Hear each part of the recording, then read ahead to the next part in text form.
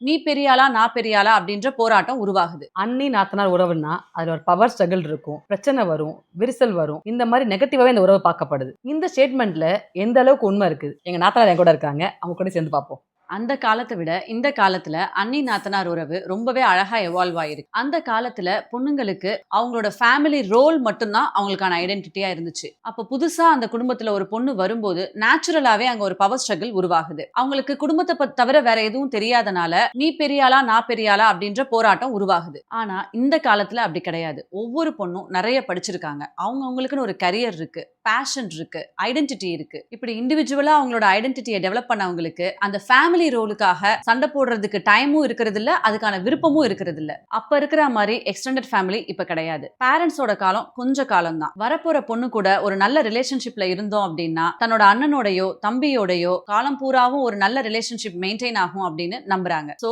ஒரு குறிப்பிட்ட காலத்துக்கு அப்புறம் நம்ம ஃபேமிலியோட நல்ல பாண்டிங் இருக்கணும்னா அண்ணியோட நல்ல ரிலேஷன்ஷிப்ல இருக்கணும்னு இப்ப இருக்கிற எல்லா பொண்ணுங்களும் நினைக்கிறாங்க. ஒரு பொண்ணுக்கு இன்னொரு பொண்ணு துணையா இருக்கணும் அப்படின்ற ஒரு மைண்ட் செட்